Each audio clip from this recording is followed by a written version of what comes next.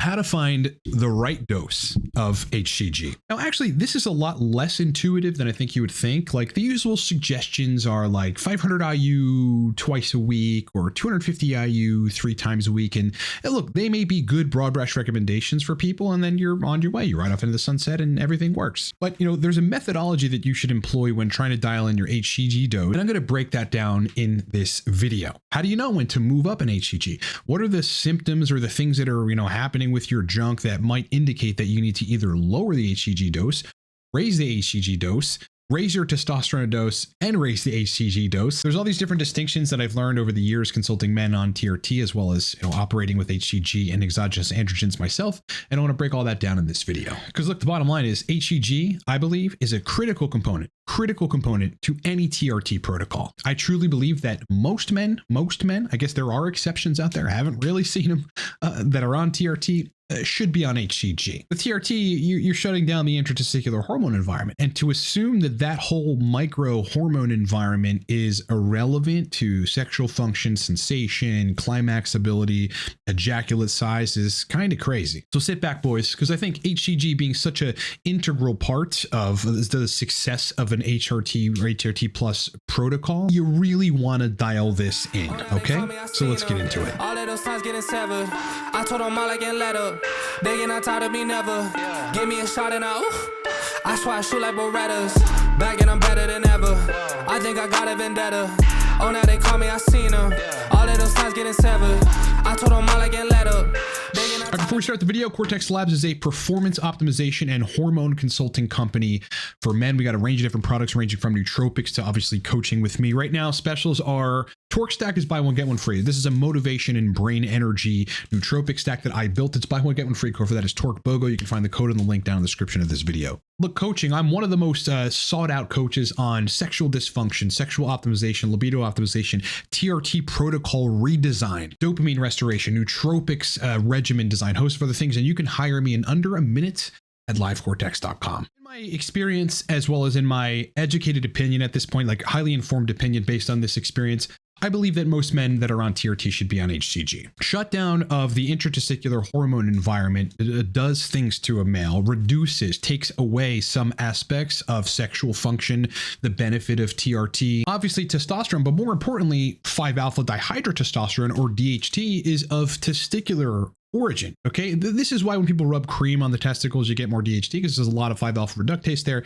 That's where a good degree of your DHT, at least as it relates to sexual function, is coming from. So you don't want that system completely shut down. Now, people complaining of a lack of sensation, a lack of libido, obviously a lack of ejaculate volume, which is going to significantly reduce just on TRT without HCG, a lack of testicular size. I mean, people know this stuff, but look, in order for the sexual system to work well, that whole part of the system, which is a part that shouldn't be discounted and ignored, needs to work. So HCG is absolutely necessary. That being said, let's get into the methodology to determine what your HCG dose should be. All right, number one, the first and most important thing is to make sure your testosterone dose is high enough. The reason I say that, and the reason this is important to have a testosterone dose high enough, is so that you can make adequate levels of DHT that will be antagonistic to the elevated estradiol that is going to come from HCG. HCG, via stimulating gonadal function, stimulates gonadal aromatase expression. So yeah, I mean, some of that intratesticular testosterone is going to get converted to estradiol right then and there. And you'll ultimately have higher, no question of higher serum estradiol levels on HCG versus not on HCG, but that isn't a bad thing so long as you have enough test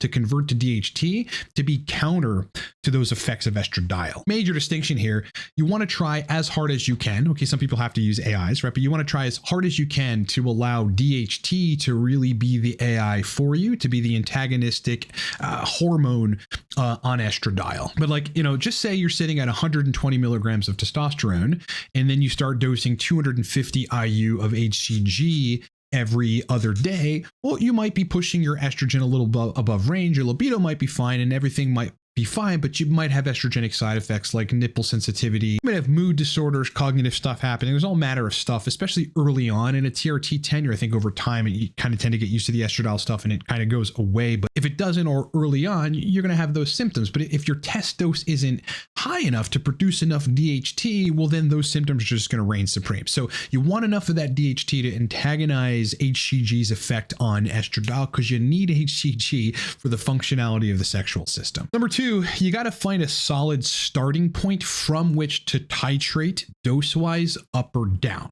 And in my experience, the best starting point is 250 IU of HCG every other day. That's the best starting point. Now, from that starting point, what you want to do is you want to titrate up or down to reach the following homeostasis in the following areas, okay? Number one, sufficient pre-ejaculate, okay? Pre-cum, pre-ejaculate. This is actually a critically important determinant of how effective the testicular system is functioning while you're on exogenous hormones. You know, when you're getting aroused, if you don't have sufficient pre-ejaculate, that's a signal that that system could be optimized better. And whenever you do that, that's like a marker. It's a great marker for health of the sexual system, for erections, specifically for libido, but the whole intratesticular hormone environment relative to semen concentrations, ejaculate volume, obviously sensation, things like this. Without sufficient pre-ejaculate, you're just a little more shut down than you should be, probably via the exogenous, well, definitely via the exogenous testosterone. Okay, you've got to balance that shutdown out. And one of the major markers of that shutdown is the pre-ejaculate. You know, you start to lose that, but you still have erections and libido is okay. Okay, people think they can live with that, and maybe they can, but you really should try to optimize pre-ejaculate. You want it to be as it was when you were natural, when you were aroused, you always had pre-cum. All right, number two, sufficient erections. Again, you've got to titrate your dose up or down to achieve sufficient erections. Yes, HCG on TRT is a pretty massive contributor to erectile quality on exogenous hormones. It just is. Every time personally that I've removed HCG completely, it was usually experimentally running kisspeptin, or it was just to see where estrogen would go. Yeah, my erection suffered. And that's very, very common. There has to be, and I say that because this isn't in the literature anywhere, but there's got to be some interplay between intratesticular functionality and the dorsal and pudendal nerves that contribute to penile sensation. I also think that, you know, having functional testicles also facilitates better blood vessel health in the penis. So you're definitely going to want that for erectile quality. Okay, so if erectile quality is kind of lackluster, right, you titrate your HCG dose up or down in response to that so that you can dial erection quality in. Number three, sufficient sensation. Again, there must be some interplay here. Whether it's a pudendal nerve, dorsal nerve, or it's just androgen receptor activation, and thus blood flow, endothelial nitric oxide optimization in the penis that is induced by HCG. You're often going to find, and this is pretty commonly reported, that guys that don't go on HCG, or even if their HCG dose is too low, they've got a lack of genital sensation. I mean, you don't want that. You're borderlining on, like, you know, the symptoms of the PSST and PFS folks when you're in that situation. You certainly want to feel what the fuck you're doing down there. Number four, and this is an obvious one, sufficient ejaculate volume. Okay, some people think that this cosmetic thing like isn't a thing or whatever, but like you're also going to read a lot of anecdotals of people's wives being like, yeah, I mean, your loads are kind of lackluster. And quite honestly, boys, they like when they're sizable. Also, what goes along with that is testicular size. Again, you know, for cosmetic purposes, some guys like don't even care. Just like, whatever, I'll have like little walnuts and that's fine. Like, I'm not one of those guys. I like my testicular function to be super optimal, but like visually and aesthetically, like I just like them to be big and plump, which happens when they're very functional, as well as obviously ejaculate volume. Those cosmetic things really do matter to me. Again, you know, going off of HCG, or even the HCG dose not being right. Being on HCG, but the HCG dose not being right, you know, I've had piss poor ejaculate volume, and that was the indicator for me. I've got to change. I've got to raise the dose of test. I've got to raise the dose of HCG, usually both, but importantly, raise that dose of HCG to get more of that volume. And then lastly, sufficient libido. Yeah, look, again, the intratesticular hormone environment Specifically, some of the estrogen conversion in the testicles, okay, that really does contribute to libido to a significant enough extent in addition to DHT. The pregnenolone, which is of testicular origin, but importantly, the 5-alpha reductase, okay? The 5-alpha reductase expression is of more so than anywhere else, testicular origin, right? You want to be converting your test to DHT intratesticularly and otherwise systemically as much as possible while you're on testosterone. And like one of the necessary prerequisites for that to happen is to have that hormone environment functional, right? Those 5-alpha reductase enzymes in the testicles functional. You're only going to be able to achieve that. I'll tell you what, you're not going to be able to achieve that with shut down testicles, okay? It's just not going to happen. So you want the HCG and you need to titrate up or down based on how functional those areas are. Again, as I said before, relative to DHT, DHT is far better estrogen control than aromatase inhibitors, right? Far safer, far more sustainable, obviously like less deleterious on your lipids, generally easier. If you can have your own DHT do it for you, you're in a better place. Okay, so let's break down some examples of this methodology. All right, so say you're starting at that starting point of 250 IU of HCG every other day. So first example, if all of those above things, erection quality, sensation, ejaculate volume, a pre-ejaculate, all those things are in order and you feel good and the sexual system's good, but you have estrogenic side effects, nipple sensitivity, water retention, maybe some cognitive or mood disorders, what you should probably do, considering you're dialed in otherwise,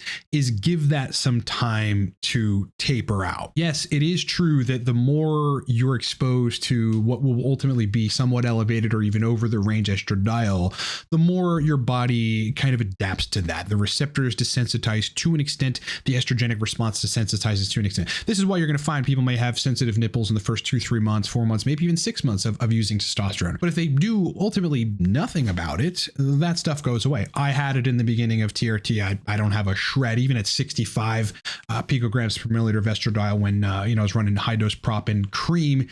I had no nipple sensitivity, man. Everything was just fine. If all the sexual stuff works well at 250 IU HCG every other day, but you have a little bit of some of those estrogenic side effects, you probably want to give that a month, maybe even 2 months, and it's likely going to go away. Again, do everything you can to prevent aromatization in your lifestyle. I mean, if you're drinking 4 or 5 beers every other day, or pick your poison of alcohol, well then yeah, that's contributing to more aromatization, and that's going to facilitate nipple sensitivity and water retention and all these kinds of things. So if that's the case, you stay there. You stay at 250 IU HCG every other day, and you write out the estrogen side effects, and likely they will go away. And if they don't, you got to work on diet, lifestyle to aromatize less. Second case, okay, if you're in a case where 250 IU HCG, this is what we'll get into some adjustments, every other day is fine. Your libido is good, but erections are a little lackluster and you're lacking a degree of sensation. Maybe you have like mild sensation loss, a little bit less of that pre-ejaculate or no pre-ejaculate, and the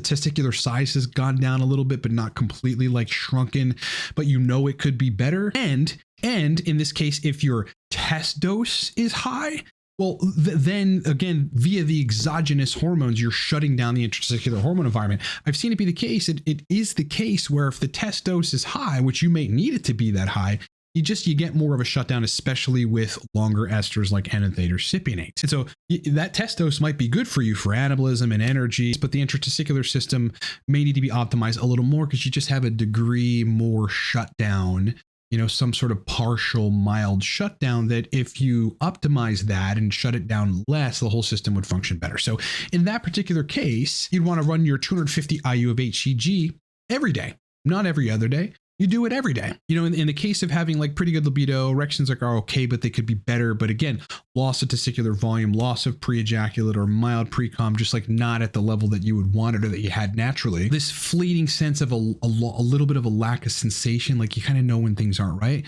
Yeah, your test dose might be very high and that's probably good for you, but you're shut down to an extent. So in that case, you want to increase the HCG dose, and then you're going to find the pre-ejaculate comes back, the testicular size comes back, the volume comes back, the ejaculate volume comes back, the sensation gets better, your ability to climax and the pleasurability of the climax gets better. Okay. This is where you would bump it up to every day of 250 IU HCG. I'll give you an anecdotal of me personally on higher doses of long esters. It doesn't really happen to me on prop or cream.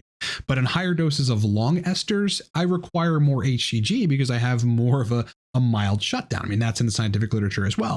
The higher you go and the more you're on generally longer steady state esters, the more HPTA shutdown that you ultimately end up having. So if I'm on 200 acipinate, as an example, I need more HCG because I'm just a little more shut down, a little less pre-cum, a little less testicular volume, a little less output, like ejaculate output size. And, therefore I need a little more HCG. All right, now another example.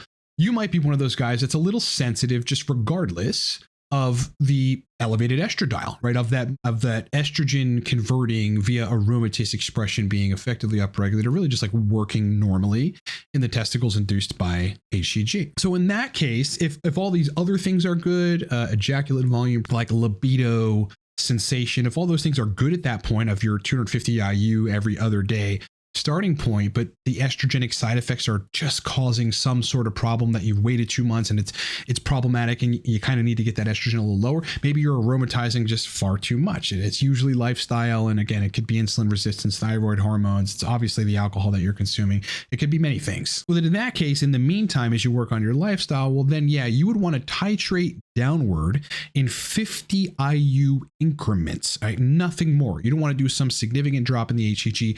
Go from 250 IU every other day to 200 IU every other day. Give that a couple weeks, see how it balances out. Maybe go run some estradiol labs, but importantly, pay attention to your symptoms.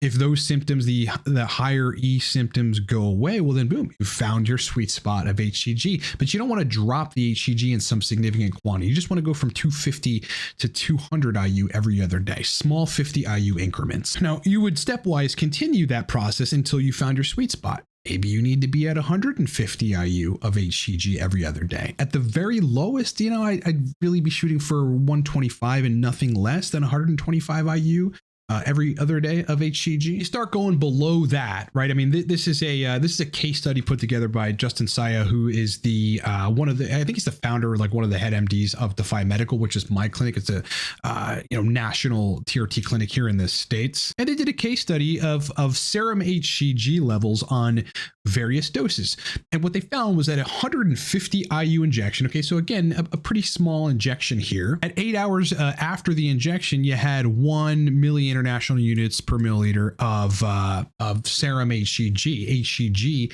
in the blood. But at hour 24 with this 150 IU injection, you had 0. Okay, so by the very next day, you had 0. So this is why 125 IU dose every other day, might not be cutting it. I mean, for a good degree of that effect duration window, you'll have 0 HCG in your blood. Whereas they found a 500 IU injection, and I'm not necessarily suggesting you go that high. I think it's just important to see. This is useful to see these kinds of case studies. But in a 500 IU injection of HCG, you had 8 hours after the injection, you had 2 million international units per milliliter of HCG in the serum. Then though, at 24 hours post-injection of 500 IU, you had 3 million international units per milliliter of HCG in the serum. And at hour 48, you still had 3 million international units per milliliter of HCG in the blood. So very, very positive things happening in the blood with higher doses of HCG. So yeah, I brought this up just to show you that you kind of want to be a little careful. It's really important to be dosing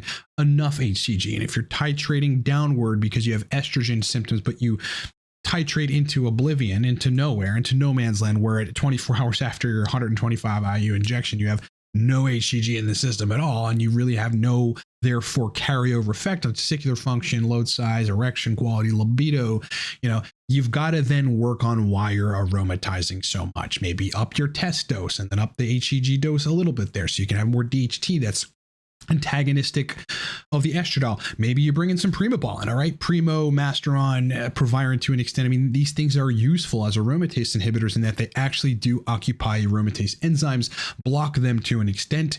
And for Primo especially, you're going to lower serum estradiol with that stuff. You are. So it might be the case that you need more HCG, but you just need a DHT derivative in your protocol. Look, I mean, like maybe there's stigma around it, or it's tacky, or it's a pain in the ass, and you got to source it from underground labs or whatever. But in the end, if you need the DHT derivative, which some guys do on TRT, they just need to constantly be on DHT derivatives. Whatever it takes to get dialed in, That's my motto, and that's what I think people's motto should be. You do what you got to do to get dialed in. All right, so keep that in mind. Here's this red line is your 150 IU injection.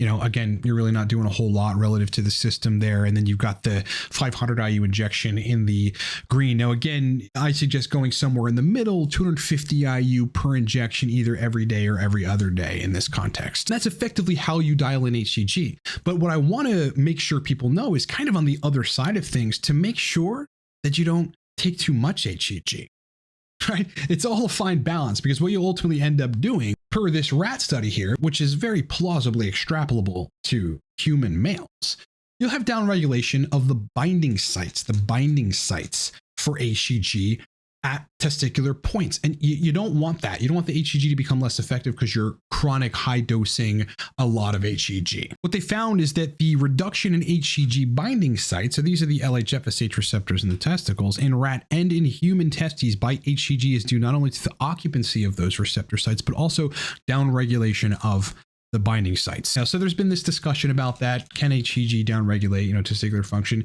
The answer is yes, and that's not the only paper. I mean, there are other papers on this, but it's usually in the context of chronic higher dosing HCG. So again, don't go too high. Don't go too low. That 250 IU every other day starting point is a perfect starting point, after which you could either titrate upward in 50 IU increments. You can just do an entire 250 every day instead of every other day. Or again, you go down in your every other day dose in 50 IU increments. Because of the half-life of HCG, which is 48, 60, 72 hours, it really all depends, specifically on how fast you're metabolizing it from the depot of the injection site, and as well as how fast then your body metabolizes and uses that HCG. If you really want fully functional, super optimized sexual function on TRT, you kind of don't want to be dosing it every 3.5 days or every 4th day or 5th day or something like that. And generally, you want to have enough of that consistent HCG in the picture. You want it to be frequent enough to maintain the system. Listen, dialing in your protocol is about keeping homeostasis of the sexual system, of pre-ejaculate sensation, testicular size, ejaculate volume, libido, erection quality, all the time, right? Keeping that homeostasis all of the time. And there is a way to do that. It's just more difficult, to dial in and to experiment than, I think people are probably led to believe or that people would like. I mean, people don't like having to experiment over and over and over again and titrate and change and give it a couple of weeks to see how, you fare and how things respond. And I completely understand that. That's one of the reasons I really love testosterone propionate, because I can change the dose and in 4 or 5 days I understand how that's affecting me. Whereas with SIP or enanthate or whatever, it takes 4 weeks. So start at your 250 IU dose every other day. Titrate downward in 50 IU increments if you've got estrogenic side effects and you can't do anything about it. Possibly leave it alone and see if those estrogenic side effects go away, so long as all the sexual function stuff is good. And in cases where your testosterone dose is high because it needs to be, and therefore you've got a little more shutdown, less pre-ejaculate, maybe your erections are suffering to an extent, sensation, libido, ejaculate volume, testicular size, all those kinds of things, you might want to bump the HCG dose up again to 250 IU every day or so. That's really how you dial in HCG, right? If you have this template and you have the starting point of 250 IU every other day, which is a perfect starting point in my opinion and experience, well, then you can titrate up or down in a way which dials you in. All right, guys, if you need to book me for TRT protocol design, I've got a specific consult for TRT. You and I will get on a call. I'll fact find and listen to your entire story and then execute full protocol design, general TRT advice, testosterone dose advice, test dose adjustment, estrogen control advice, libido modulation, erectile function, HRT plus suggestions, fertility, all that stuff. I'm getting guys dialed in very, very quickly. And that's what happens when you've seen 2,500 men plus. Bigger, longer packages. I've got a 1 month, a 3 month, a 6 month. If you want to work with me ongoingly, one-on-one for nootropics, TRT, HRT, libido optimization, sexual dysfunction, nootropics, dopamine restoration, hosts of other specialties, you can hire me in under a minute at livecortex.com. Lastly, boys, Torque Stack. Buy one, get one free right now. We run those like 3 times a year. Okay. Get on it now because this stack is awesome. I mean, who doesn't want that? If you want 2 capsules that at any time during the day, you can just take them and brain turns on. You're motivated, you have energy. Yeah, just buy Torque. It's an absolute no-brainer, no pun intended. Very powerful stack. Buy one, get one free. Code for that is in the description. It's torquebogo, and you can get that at livecortex.com. You're going to love the stack. All right. brother. It's been an absolute pleasure hanging out with you. I hope you had a great weekend. I hope you have a great week moving forward. Much more content coming down the line this week, so look forward to that. Sub to the channel, hit the like button. It doesn't cost you anything, and it really makes a big difference to the channel. All right, boys, rock on, kick ass, and I'll talk to you guys on the next one.